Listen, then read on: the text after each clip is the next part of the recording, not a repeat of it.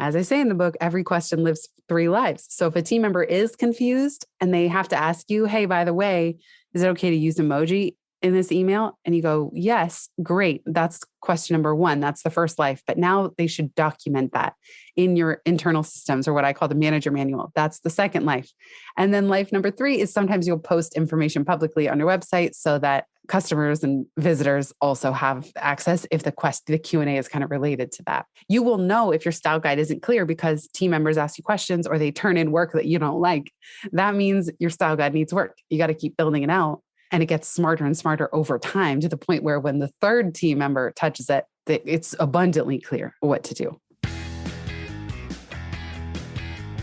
Welcome to the Simple Brand Podcast, the show dedicated to helping you create simple experiences for your customers and for your team members. Each week, we're bringing you amazing interviews with business leaders and authors who will teach you how to differentiate your business with the one thing your customers need the most: simplicity. Your customers live in a complex world. Let's make it simple. Now here's your host, Matt Lyles. In the last episode 76, I talked with Jeffrey Shaw about how you can gain more control in your business and in your life through his self-employed ecosystem of personal development, business strategies, and daily habits. In this week's episode, I'm taking those lessons a bit further to discuss how you can gain more control in your business and in your life through developing the right systems. Look, we're more than halfway through 2022, and people are still struggling with some major challenges. Too many people are overly busy. Too many people are overworked. Too many people are overwhelmed. And a lot of times, all of that leads to burnout or even worse. And when that happens to us, we can't effectively serve the people around us who matter the most. And then that makes us feel even more overwhelmed and more stressed. And I think if we were to pull back the curtain and see what was going on, we'd see that most people are not doing the right work. Well, think about yourself. Think about your own role. Can you honestly say that you're consistently doing the work that you and only you can do? Or better yet, the work that you and only you should do. If you're like most people, then you're likely doing too much of the work that you shouldn't do and not focusing enough on the work that you should be doing. But imagine for a moment that it could be better. Imagine having the ability to travel or even having to, God forbid, quickly take time off to handle a family emergency without stressing out that all of your work will fall apart while you're gone. Imagine being able to work fewer hours while making an even greater impact since you're working on more strategic work. Imagine being able to empower your team to answer their own questions or develop their own solutions before they even have to ask you how to solve a problem.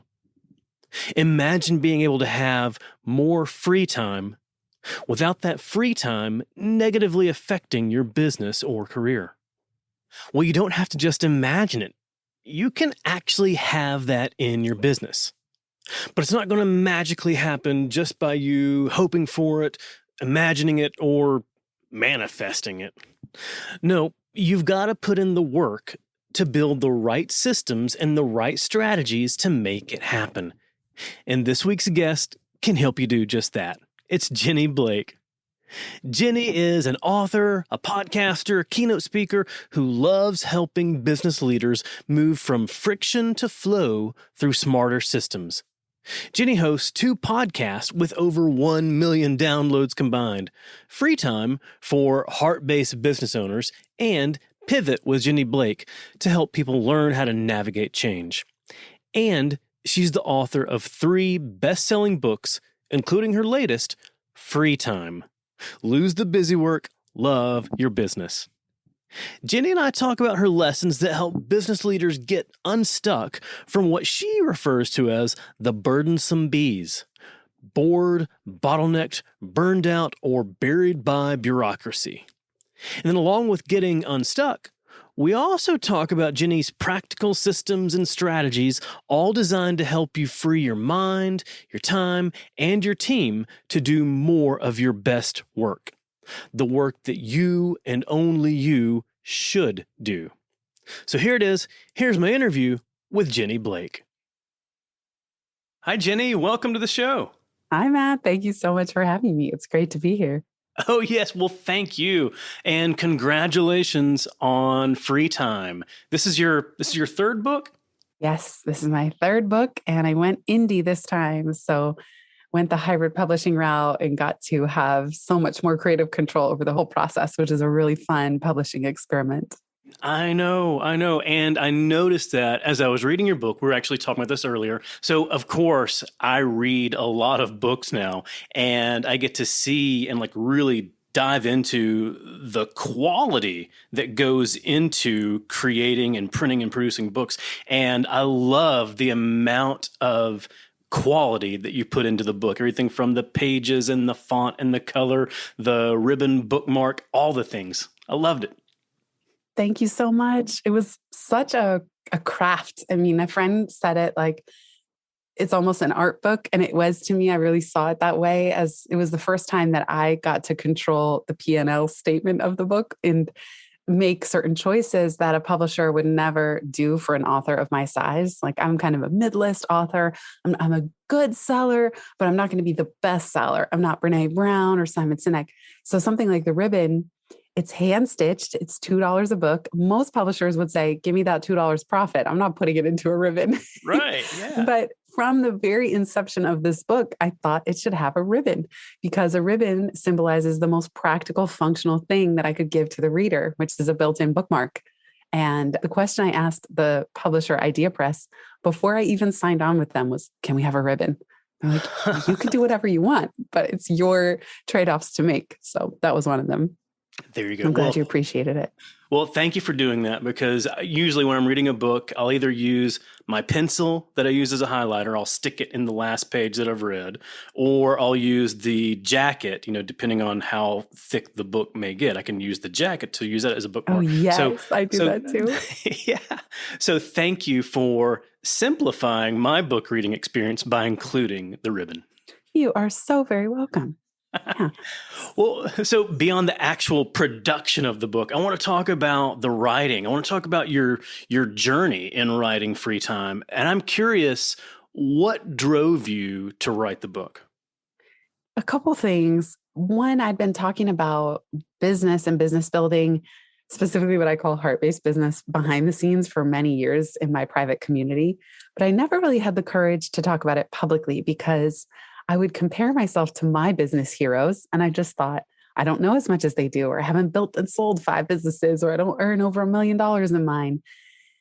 Another impetus that sparked it was that my right-hand person in my business, after 5 years, she transitioned out of the role. And in doing that, I started to capture, well, what would I want to tell the next person of how we work, how I operate? And at first, this was just a simple bulleted list. But as I started walking, commuting, showering, all these ideas were pouring in about how I work and how I think and how this person should handle things. That became like a 9-page Google Doc. It just kept growing and growing. I then turned it into a 1-hour workshop, then a 16-lesson mini course called Free Up Founder Time. And when the pandemic hit and all my speaking gigs got canceled, I was home. And I just felt like all my corporate work has kind of wiped off the table in one fell swoop, or at least a lot of it. I still have some licensing clients. Now is the time, as nerve-wracking as it felt, to go all in on free time and heart-based business. That phrase free time also came to me, gosh, I think it was toward middle of 2020. Oh, wow. And just, I gave myself permission that, yes, I'm going to share what I have to say. I may not be the end all be all expert. I think of myself as a qualified curator, but I want to talk about business and systems and operational efficiency in a way that's fun and joyful and actually celebrate. Why do I love software? Why do I love systems? Because it creates free time. And so the book is meant to be a celebration, not just some kind of drag of a business book that gives you a bunch of homework. Yeah, well, and it went from what you said was initially a checklist, went from a checklist to a system, an all-out system. Yeah, absolutely. And what I call it now the manager manual. It became a guide to running my business. I call it in the book, I call it, you probably know, the Fiji test. Could a stranger step into the business if I were whisked to Fiji for 3 weeks with no devices, instead of getting hit by a bus, which I kept Right. envisioning, which is no fun at all? If I get whisked to Fiji, could someone step in and help out? And I found that so much of my bottlenecking and burnout as a business owner came from holding it all in my head and holding all the responsibility on my plate.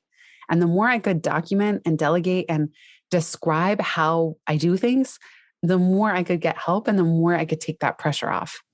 Yeah. And I do really appreciate the whisk away to Fiji analogy because, like you were saying, so many times when we talk about wanting to document everything, say, well, what if this person gets hit by a bus? And that's not really fun to think I about. know, over and over. I mean, I've been self-employed now for almost, well, let's say 11 and a half years. Can you imagine if I was asking the bus question, Yeah. what, every month, every week for 12 years? And then you start looking out for buses like, you know what? I don't want to get hit by a bus. I know. In New York, it's like, I don't want to get pushed into the subway, but that's a whole nother problem. It doesn't have to do with business.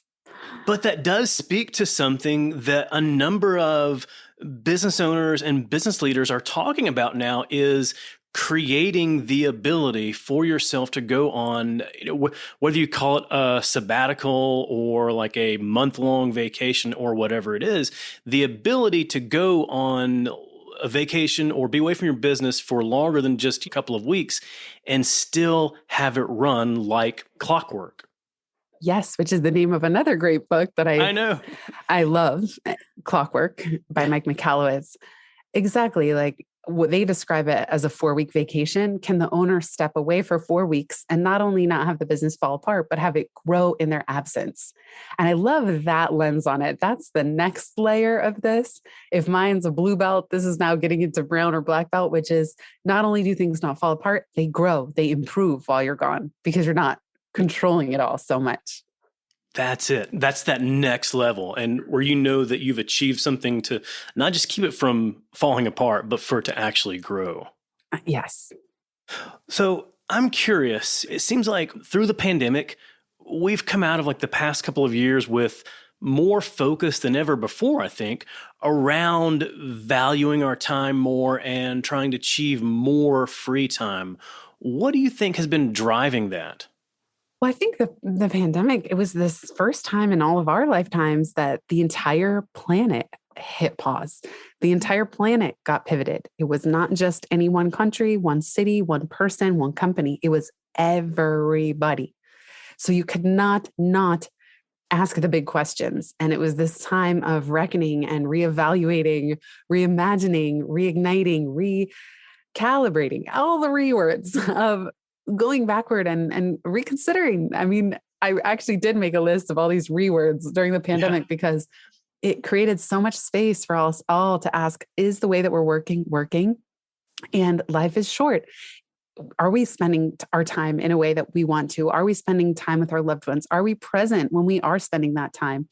Are we working in a way on work that is our highest and best work in the world and contribution?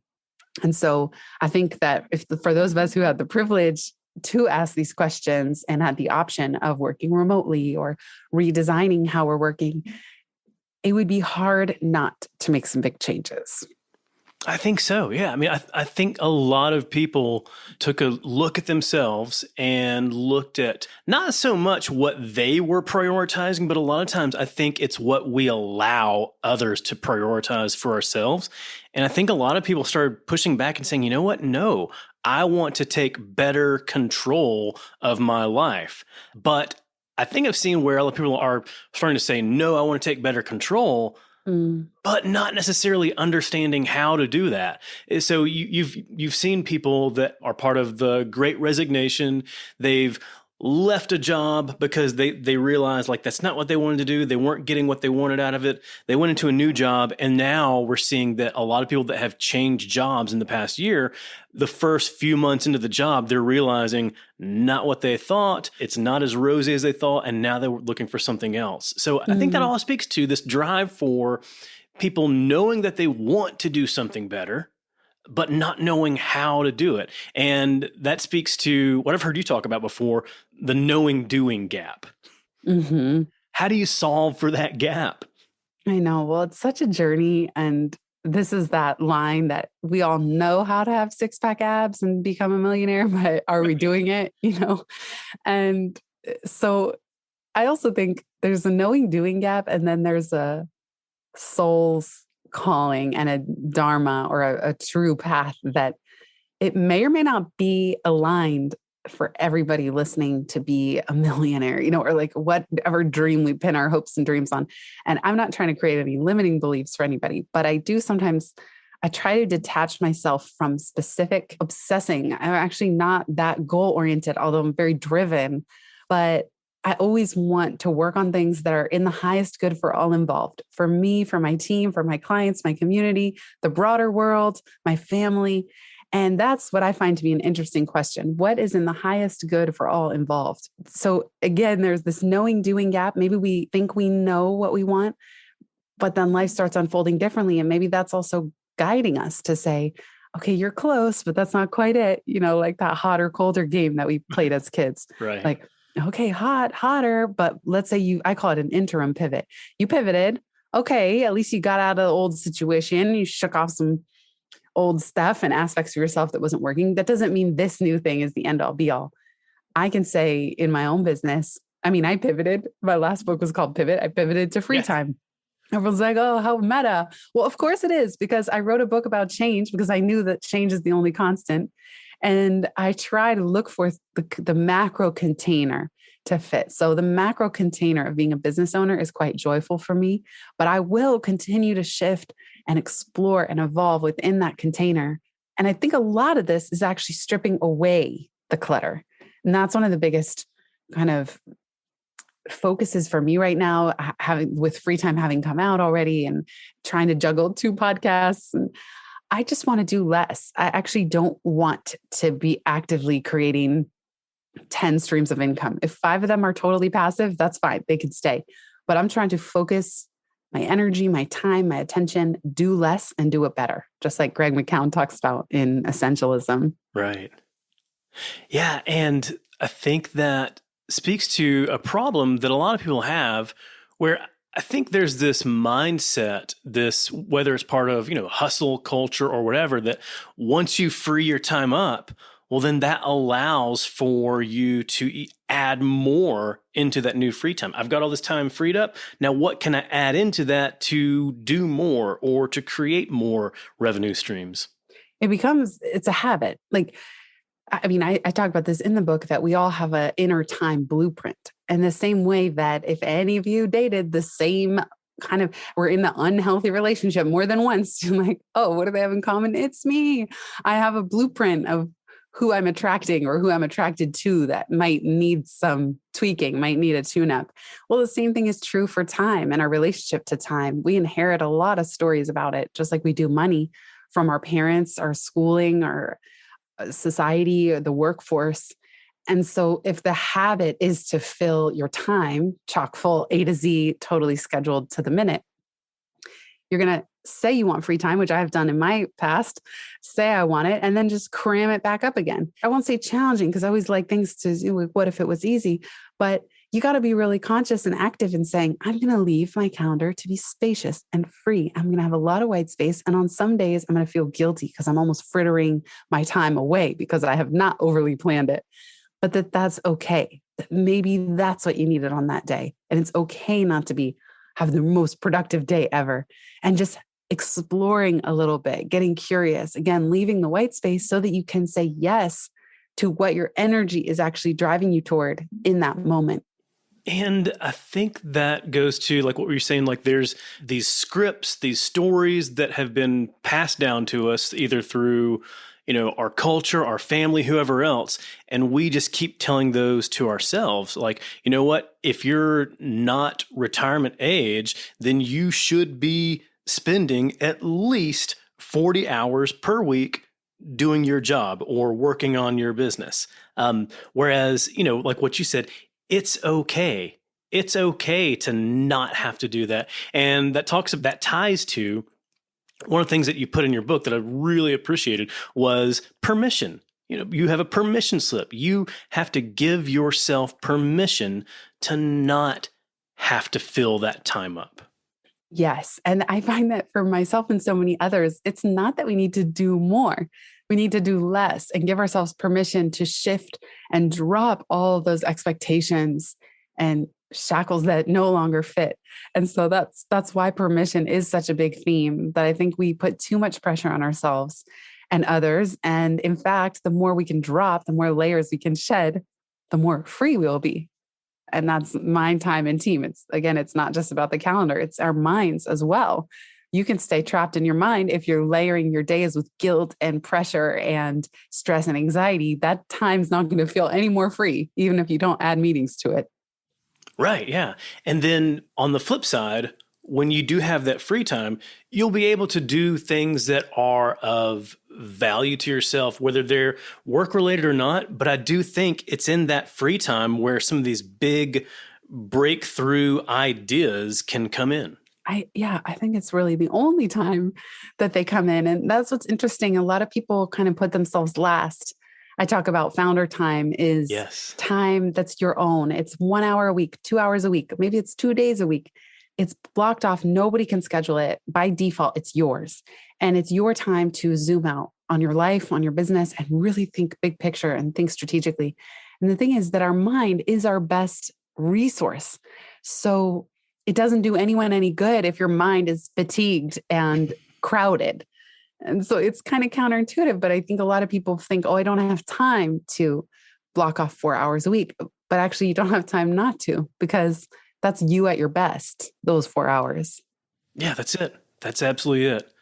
All right. So we've talked about the value of this. Here's the value of having this free time. And here's the ability to give yourself permission to use that free time. But that all comes from you following your free time framework, which is 3 phases: align, design, assign. So can you walk me through your free time framework? Yeah, the free time framework is an answer and a process to address the primary diagnostic of the book, which is how do you move from friction toward flow?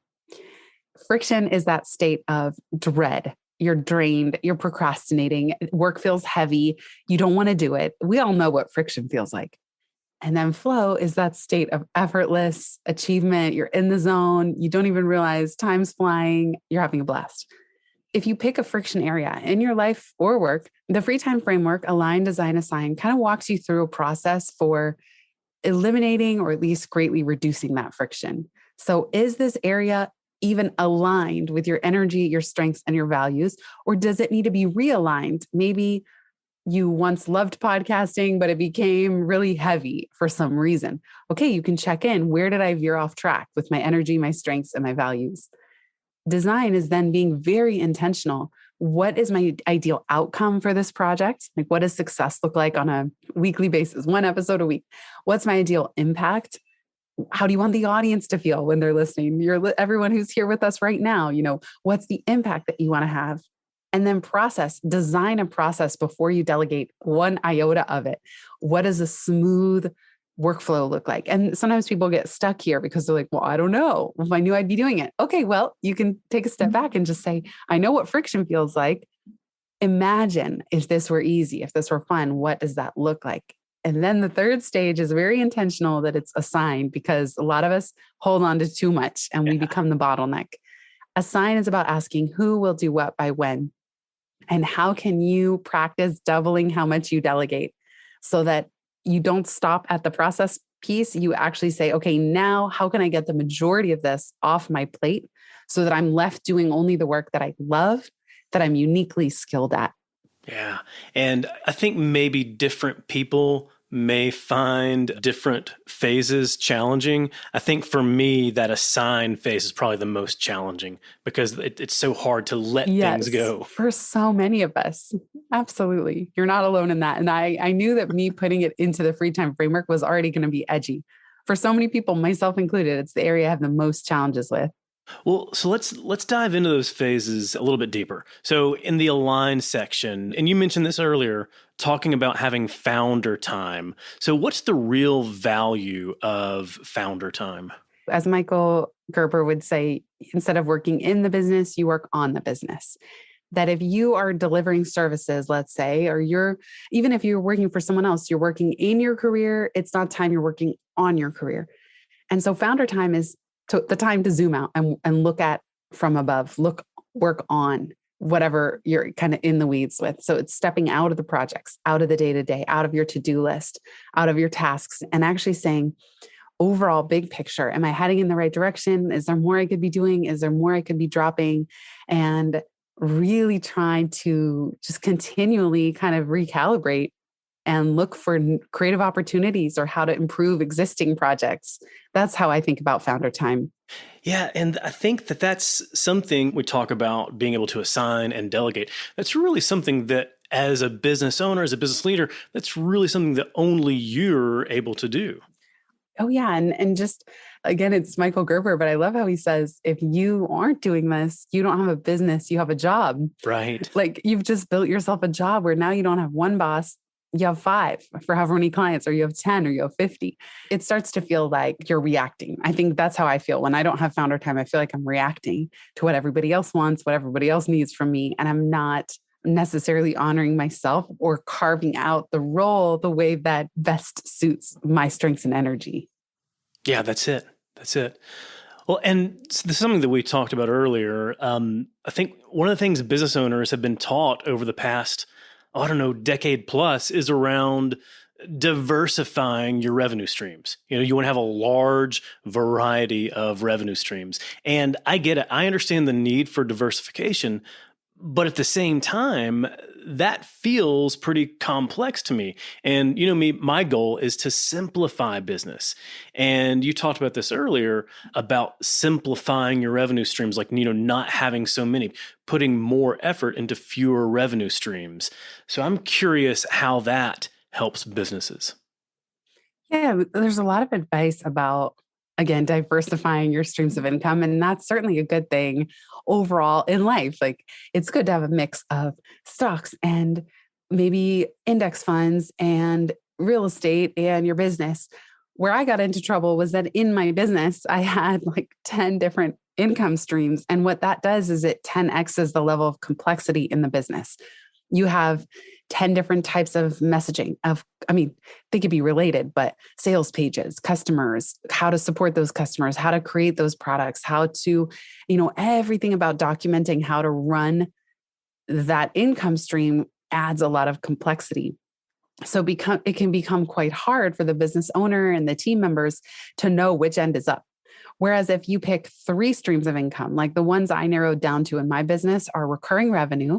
So I like things that recur automatically. Licensing for companies recurs annually. That's when they renew their contracts. I have pivot and free time coaches. That's not me. Those are people I partner with. Those are on a monthly retainer. And then my private community. And that's for heart-based business owners. And that's also a monthly recurring subscription. That's it. And then the other 2 things I do, the podcast and the newsletter, that's what I call ongoing public original thinking. So those are recurring. That's content marketing. And now in industry speak, which it didn't used to have that name. It used to be like, I'm a blogger. You don't call it like, I'm content marketing. Yeah. But those are things that I find quite joyful. It's how I keep in touch with my community. My dream, though, is, speaking of simplification, my dream is that my podcasts can be big enough that they earn the bulk of the living. And I don't have to. Anything else I do, whether it's keynote speaking or any other income, would be icing on the cake. And that's my big dream. Oh, there you go. And recognizing that's your dream and, working towards, I guess, tweaking it or making those changes going forward over time. Yeah, exactly. And it's taken time to get to that insight. And I have a lot of noise. A lot of podcasters say it's like, they kind of treat it, if somebody says, oh, I want to be an actor. And then the advice is, listen, if you can be anything else, go do that, because it's too hard to make it as an actor. Or my husband, he's a fine artist. They'll say the same thing about podcasting. It's impossible. I don't even know how I got here. Nobody knows how to grow. It's harder and harder. And if I listened to those messages, I wouldn't do anything. So I'm not guaranteed to succeed at this vision that I have, but I try not to hold myself back from what other people say unnecessarily, because you never know. I'm kind of like Jim Carrey in Dumb and Dumber. Like, so you're saying there's a chance. Yeah. If there's a 1 in a million chance, someone's telling me there's a chance. There you go. Did you know that in addition to my podcast and my articles, I speak to audiences all over to help them simplify their customer experience and simplify their employee experience? I've spent the last few years leading a crusade of simplicity across the globe. If you want a winning brand, you have to provide a simple experience to your customers and to your team members. Whether it's a live event or a virtual event, I'd love to partner with you and teach your audience how to do just that. With over a decade in marketing, I know how to hook and captivate an audience. And as a speaker, I know how to connect with that audience. Along with my lessons, I use stories and humor to keep everyone engaged and inspired. Then they leave with the knowledge and next steps to transform their business. As an event planner, you're managing lots of details to give your audience the most memorable event. The last thing you need is a speaker who will make your event memorable for all the wrong reasons. Not only will I leave your audience energized and inspired, I'll make it easy for your team to work with me. Hey, if I've built my brand around simplicity, then you know I'm going to make it simple for you. When you visit mattlyles.com/speaking, you'll find everything you need to know, including details on my topics, promotional materials, and most importantly, a link to connect with my team so we can book your event. So visit mattlyles.com/speaking. I can't wait to help your audience brand out from the crowd. Well, and one thing is for certain, for the most part, unless you're just some big name celebrity and all of a sudden you say, hey, and now I've got a podcast. For the most part, if you want to get to that level, like anything, it does take time and it doesn't happen overnight, but it takes consistent work. Yes, consistent. And I'm also always open to a nonlinear breakthrough. Like I try to, just like you said, I've had an online platform for 15 years, newsletter for 10 years, podcast, at least Pivot podcast I've had for 6. So you're right. It's time, it's reps. It's just, I call it 1,000 tiny iterations over time. And I'm always thinking like, what's the nonlinear breakthrough? What's gonna make a hockey stick in the growth? What am I missing that could be some nonlinear growth spurt? You know, like a teenager who goes from like how they just sprout, or even puppies, how they just one day sprout and they look like a different dog. And so I like that creative exercise too. I don't always come up with anything, but I'm always available and open toward a nonlinear breakthrough. Well, and those nonlinear breakthroughs, to your point, for the most part, I don't think you can plan for an exact breakthrough to happen. That's so true. But they do happen. And to your point in your book, you have to be ready. You can't have a nonlinear breakthrough happen where all of a sudden, you know what, here's Jenny's podcast and, you know, you're now having 1 million people go look for your podcast. Do you have the system to support that? You've got to have that system in place already. Right. Like actually this happened once. I had a big person had me on their podcast. And then shortly after that, my Pivot had just launched. Shortly after that, I kind of went on hiatus. And I think I kind of broke the momentum that could have come from that opportunity because I was kind of burnt out. I just wasn't consistent, didn't have great systems. So yeah, if 1 million people were to come to the podcast, are my systems set where I have enough episodes in the can, I can still publish consistently, to your point. And I think about that a lot. And I know it's in the book, but I say it, are you ready for your big break or would your business break? That question I ask myself, I've asked it for a decade, because I also think sometimes the nonlinear breakthrough is not like, oh, Tim Ferriss called. It's an internal shift. Like it's an internal moment, an aha moment where your perspective changes somehow. Yeah, that's it. I mean, and even for myself, like my podcast, I started this podcast, it was summer of 2020. So now we're coming up on 2 years, I guess. And it's been one of those things where it's just like, I keep telling myself, you know what? I'm not creating this for the numbers. I'm doing this for myself. And if one person hears it, that's just great.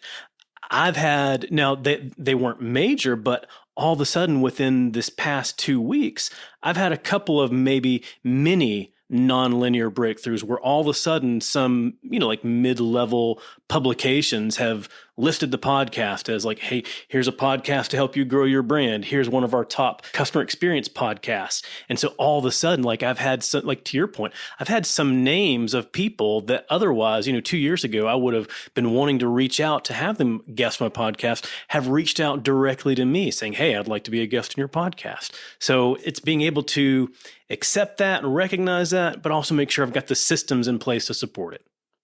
That's so exciting.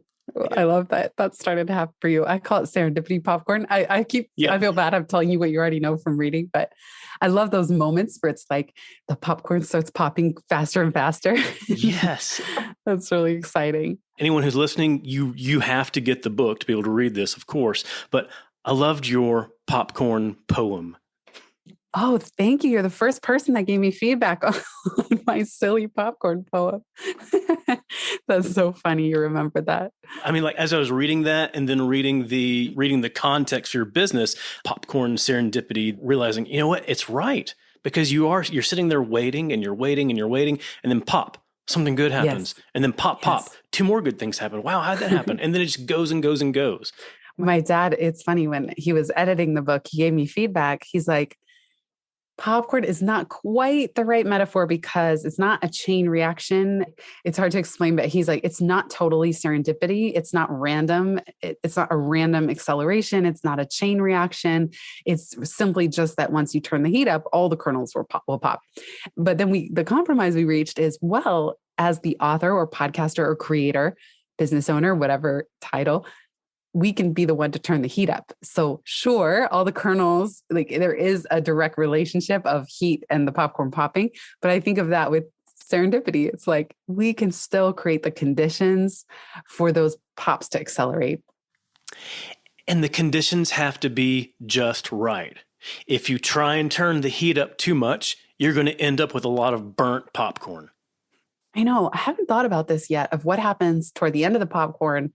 Like, what does it mean when the bag is full and then you have to take it out of the microwave and you leave it too long and it's burnt and then it ruins the whole thing? And so it's like, I'd like to think we have a limitless supply of serendipity, but maybe the memo is like, don't be greedy. Don't over pop, right?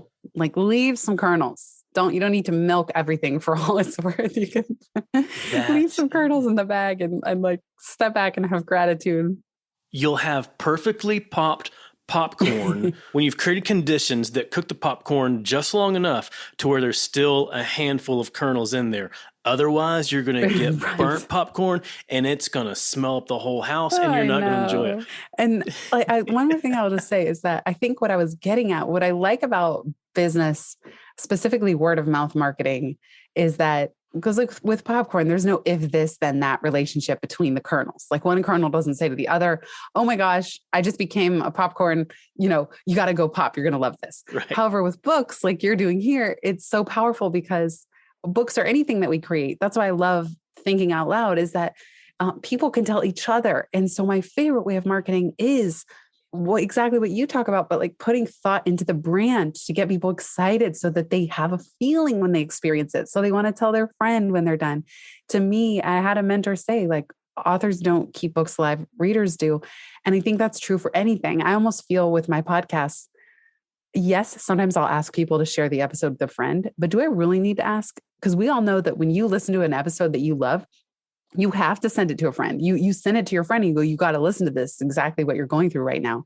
The host, it's not because the host said, hey, could you share this with a friend? It's like, it just has to be good enough that people will want to spread the word. Absolutely right. Yeah, because you have to make sure that you've got the conditions set in place to where someone simply wants to share, or they just are so compelled that they have to share it, or that they know the right person who hasn't heard this Yes. that they know that this would connect with? And for me, I'm always striving to be more specific because I think that also helps something be shareable and provide utility. Like I find at least these are my values that tend to help things be sticky. Like they have to work. And then if they work, I say the mark of a good system is it hurts not to use it. So sometimes people hear the word systems and they go, oh, I'm allergic. I'm not good at that. I don't think that way. My mind doesn't work that way. But I guarantee you, when you have a good system, you can't not use it. It's harder not to use it. So I'm always striving to create immense value and utility that people are like, oh my gosh, this helped me so much. You have to try it. There you go. Well, and so talking about systems, I think you know this. I come from a corporate brand management background. So I love the recommendation that you have around creating style guides, in your business. And of course, I get the value of that. But can you explain the value of having style guides from your perspective? Yeah, I learned these from the brand team that worked with me on Pivot and Free Time. A style guide, there's so much that goes into a brand. And yeah, exactly. You know this stuff, Matt, but a lot of people think that the brand is just the logo or the color scheme. No. And it's so much more than that. It's my friend Lindsay also wrote a fantastic book called Forging an Ironclad Brand that really goes through, there's so much deep thinking that happens before you ever get to what it looks like. And you like Free Time, it's a feeling. It starts with a feeling. And I actually went to the brand team with a flying money emoji. And I'm like, this is the brand, and we've incorporated, you'll see wings. And anyway, that carried through, but it's about how you want people to feel, how you stand out, what makes you unique, what are your do's and don'ts. So a style guide outlines all of that, guidelines of what's going to be your signature visual voice. And as well, like if you have team members, communication, is it warm or super straight edge professional? Yeah. Can you swear on your podcast? Can your guests swear or not? Can you use more than one emoji in a subject line for an email or not? Do you like animated GIFs or not? Do you use stock photography or not? Like there are all these questions that add up to defining the brand so much that goes beyond the content itself. And I think is equally important. It is. And I think that it helps proactively answer a lot of questions that somebody would have, especially when you get to that assign phase. Hey, I need you to write this piece of content for me. Okay. But I'm not you. And so I don't know your voice. That's okay. The style guide covers that. Yeah, exactly. It reduces confusion and it also reduces frustration, as you described, of the team member saying, I don't know how to do this, of the manager saying, things are never done right. I should just do it myself. Yeah. It's like everybody's clearer on how to handle things. And by the way, as I say in the book, every question lives 3 lives. So if a team member is confused and they have to ask you, hey, by the way, is it okay to use emoji in this email? And you go, yes, great. That's question number 1. That's the first life. But now they should document that in your internal systems, or what I call the manager manual. That's the second life. And then life number 3 is sometimes you'll post information publicly on your website so that customers and visitors also have access if the Q&A is kind of related to that. You will know if your style guide isn't clear because team members ask you questions or they turn in work that you don't like. That means your style guide needs work. You got to keep building it out. And it gets smarter and smarter over time to the point where when the third team member touches it, it's abundantly clear what to do. Right. And there's no questions. And then you've removed the friction of all the answers and the back and forth. And you're in what is most likely that flow. Yes, 100%. Well, so on the other side, from brand style guides, you've talked to us a couple of times. You've talked about creating a manager manual. Talk to me about a manager manual. Explain what goes into that and the value of that. The manager manual, yeah, this is my name for a really process. So in typical biz speak, it's SOPs, standard operating procedures. I run my entire business using Notion, which eliminated the need for docs and sheets and Airtables and Asana and Evernote. It just consolidates it all into one place.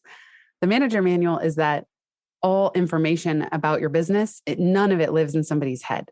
So whatever software you're going to use, everything should be searchable interlinkable and customizable, meaning it's almost like a wiki or an intranet for your company. Again, because otherwise, if you don't create one of these, the owner's the bottleneck or the manager of the team is the bottleneck, period, end of story, because things live in their head.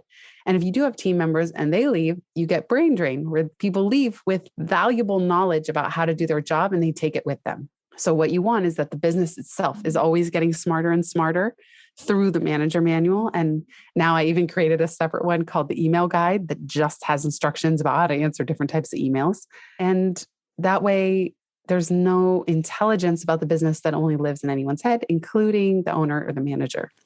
And you personally, your business, you have it in Notion, which makes it a lot simpler for you and your team to easily go in and update as needed.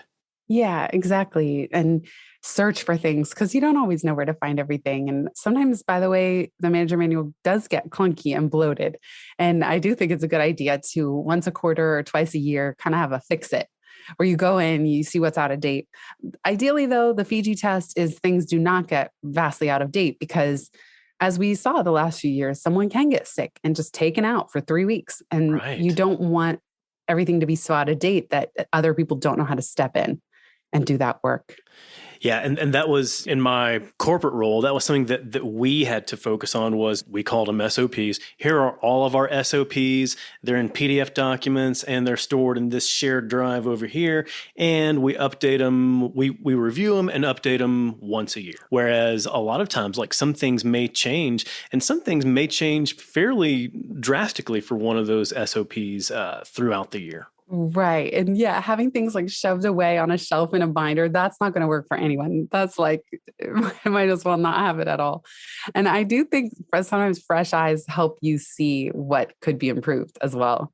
You know, like sometimes it does take fresh eyes because I've gone into certain manager manual and I'm like, what were we thinking? Or this is so clunky. This is out of date. And anything like that just feels clunky, there's most likely room for improvement. So I always tell everyone on my team, like, I don't take it personally. If you find something draining and you don't enjoy it, let's talk about it. Because I guarantee we could come up with a better way to do it. Yeah, that's it. That's it. Yeah, I mean, everybody probably has an idea on how we can improve this. So let's go ahead and improve it instead of just having too many people complain about the process. Mm-hmm. Cool. As I was reading the book, and we've already talked about popcorn, but as I was reading the book, one of the many feelings I had, it had a lot of emotions and feelings, but one of them was being hungry.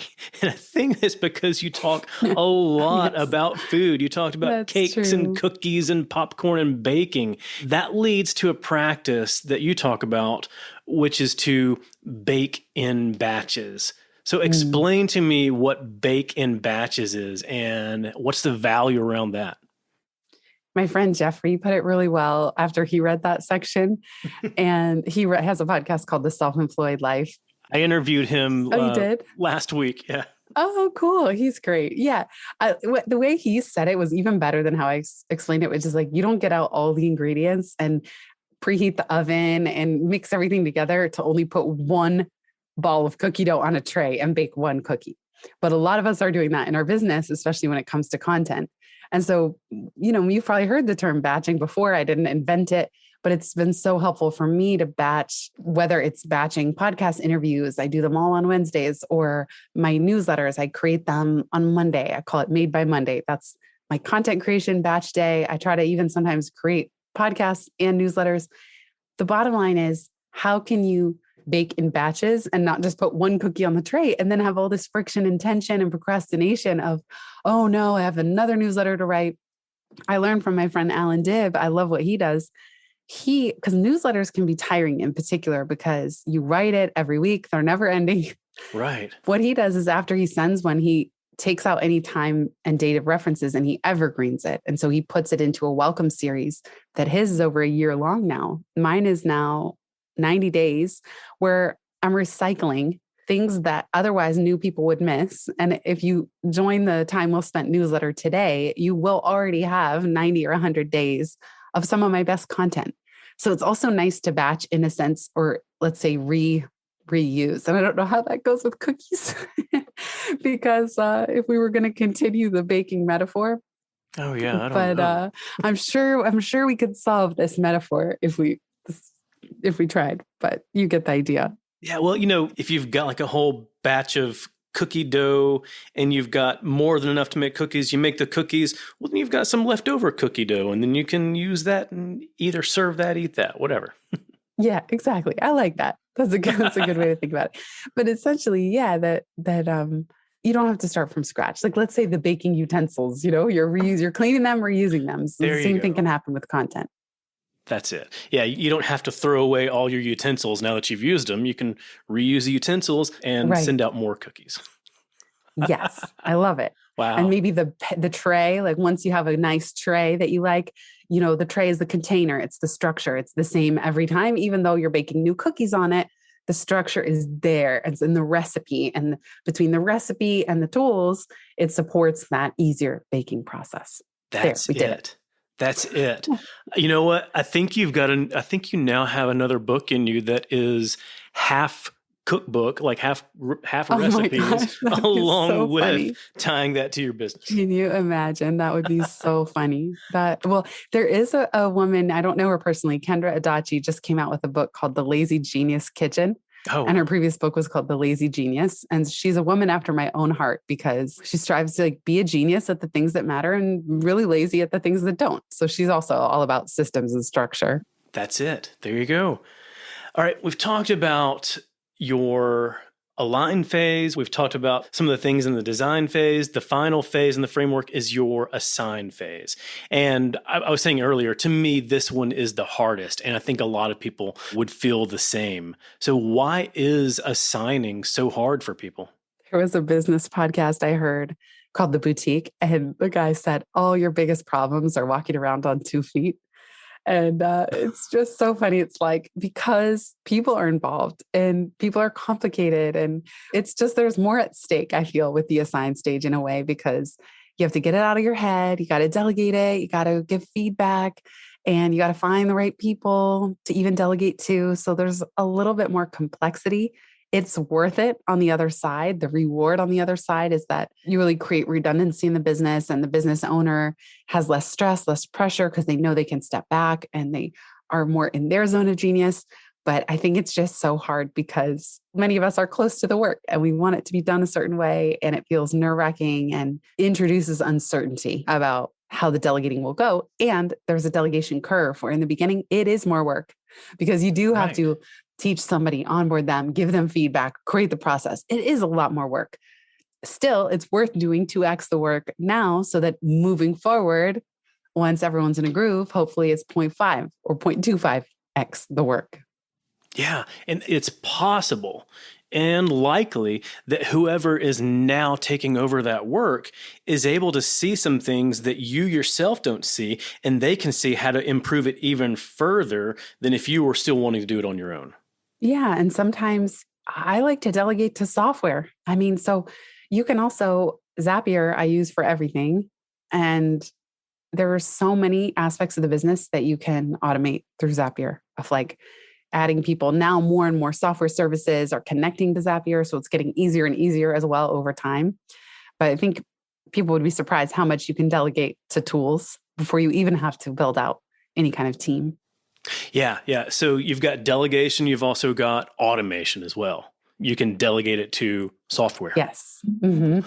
Well, and when it comes to delegation, I think some people can either over micromanage, but on the other side, I think sometimes people may not even play enough of a role in the assignment where they just said, I'm delegating this to you and go take care of everything, with the person not even knowing how to do it. So how do you figure out where to land in that delegation sweet spot?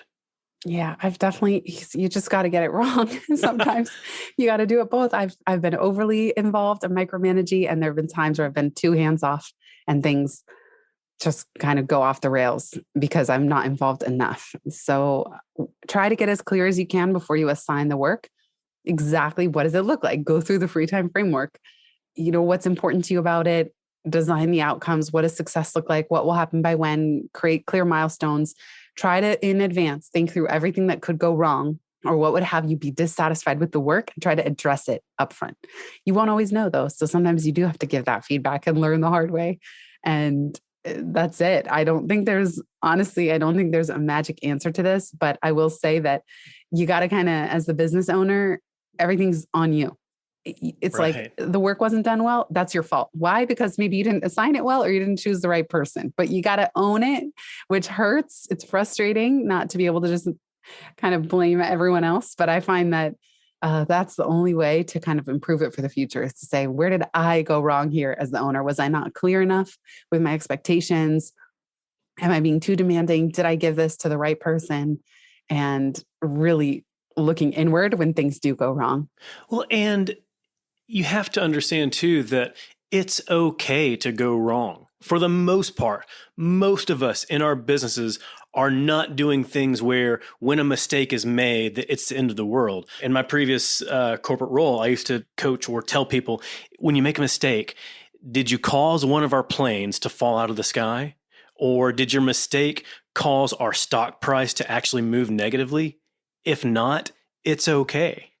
So I think that ties to what we were talking about earlier around permission, giving yourself and your team permission to get it wrong, to better understand what steps you need to take to get it right next time. Yeah, I love that. So it's all about permission. I think so. I mean, I think that, yeah, free time. So we have to give ourselves permission to do things differently. And again, unhook from all the stories, all the structures, all the systems, all the things that are keeping us constrained. And so, yeah, I do think that permission can go a very, very long way. There you go. And then and permission is so freeing when you have that. Yeah. All right. Well, last question for you, Jenny. If you were to create a soundtrack for free time, what songs would you include?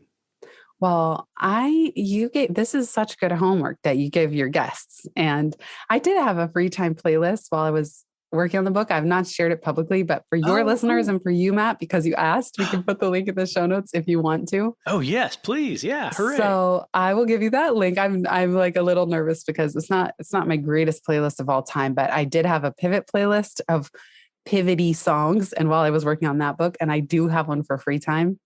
So, but the 5 that I would say really make the cut of truly embody free time. There's a song called Free, Emily Sandy. I don't know. I only ever read her name. That one's a little older. I love it. There is a song called Walking in the Sun by Pang. I heard that when I was in a hammock on the beach in Mexico. And that was like such a blissful moment. A DJ put that on. Oh, fun. The Lime Tree by Trevor Hall. It's just such a kickback song. I actually had Trevor on my Pivot podcast and I got to go backstage and meet him before one of his concerts. And that was just exquisite. And apparently it's this runaway hit. It's his most popular song. And he didn't expect that. It's like the Lime Tree. What even is that? I would also add Nako's Black as Night, specifically because there's a line where he says, I believe in the good things coming. Which I love. We can amend it to I believe in the nonlinear breakthroughs coming, in the serendipity popcorn, in the cookies. And then finally, I'll end with Hallelujah, either the Leonard Cohen or the Jeff Buckley or the Pentatonics. I love this song, Hallelujah, even if the lyrics are a little bit sad. It just reminds me of the spiritual connection and grace and gratitude and the bigger picture of it all. Oh, that's it. That's absolutely it. And you referenced this earlier when we were talking, and it's in your book as well. It's for that greater good or that thing that is bigger than you. And recognizing that you want this freer life, you've got permission for it. It's okay. So well summarized. Thank you, Matt. I really appreciate it. And I'm grateful to you and to everyone who's here listening. Yeah, absolutely. Well, thank you. I love that playlist. And thanks for sharing that with me. I will share your free time Spotify playlist with everybody else as well. Awesome. All right. So last question, where can people go to learn more from you? Yeah, you can search for Free Time with Jenny Blake, wherever you're listening to this podcast. If you're not totally sick of me, I also did a playlist. I'll give it to you too, Matt. I normally don't share this at the end, but I have a free time podcast tour playlist. So you could just binge and hear how much I repeat myself, which no author really wants to do, but it's just these little nuggets are at the top of our mind. And then it's hard not to do that. So anyway, this podcast, Pivot Podcast, and you can visit itsfreetime.com/toolkit to get all the free resources that go with the book and a lot of the concepts that we've talked about. Oh, hooray. And I went and signed up for your toolkit. And now I'm actually searching and researching into Notion. I'm like, could Notion work Cool. for me and my business? Let's find out. Yeah, well, you got to check out the Notion dashboard because I also already built it for you. It's That's done. true. That's so you true. can check that one more thing off your list. It's done. It's built. Hooray. Well, thank you so much for that. And Jenny, I recognize your time is extremely valuable to you. So I'm grateful that you decided to spend some of it with me today. Oh my gosh, what a joy. Can't imagine a better way to spend it. Thank you so much, Matt. I hope you enjoyed my discussion with Jenny Blake. So go and learn more from her at itsfreetime.com/toolkit. You'll get free access to all the resources, tools, and templates that go along with the book, including Jenny's Notion dashboard. Look, Jenny's actually the third person in the past week who's recommended Notion to me as a tool for managing, organizing, and systematizing my business. So I'm definitely going to be checking it out. And if I like it, if I stick with it, I'll definitely share the results and the lessons with you. Also, be sure and check out Jenny's podcasts, Free Time with Jenny Blake and Pivot with Jenny Blake. Both of them are full of fun guests and insightful lessons to help you gain more control of your business, your career, and your life. And if you want to go deeper on the lessons that Jenny and I discussed today, then go pick up your copy of her book, Free Time, Lose the Busywork, Love Your Business. It's available everywhere books are sold. And if you're enjoying the Simple Brand podcast, go ahead, hit the subscribe button. It's going to make it so much simpler for you to get future episodes like the next one featuring Clint White. Recognized as Crane's New York business top entrepreneur, Clint White brings 30 years of experience as a marketer, consultant, a teacher, and business builder. And he's the host of the Tattoos Not Brands podcast. And Clint just released his first book of the same name, Tattoos Not Brands, an entrepreneur's guide to smart marketing and business building. Clint and I discuss his flexible tattoo approach to consumer engagement as a better choice for most businesses. Now, unlike market-driven brands, Clint says that tattoos are mission-driven. Tattoos are personable, relatable, and nimble enough to evolve with consumer needs, and they don't break the bank. The tattoos get consumers talking enthusiastically online and offline about how your product makes a difference in their lives. Now, not only do we talk about his tattoo approach, we also discuss the simple steps that you can take to prepare for success and identify the right approaches to marketing that'll best work for you and your product. So go ahead and subscribe. You'll automatically get Clint's episode as soon as it's live. Until then, keep it simple. Thanks for joining us for this episode of the Simple Brand Podcast. Want to make your listening experience simple and automatically receive each new episode? Visit our website, simplebrandpodcast.com, where you can subscribe to the show in iTunes, Spotify, Stitcher, or wherever you listen. If you're finding value from the Simple Brand Podcast, leave us a rating or review. That helps us get the show to the ears of the people who need it most. Be sure to catch Matt right here next week. Same Matt time, same Matt channel. Until then, keep it simple.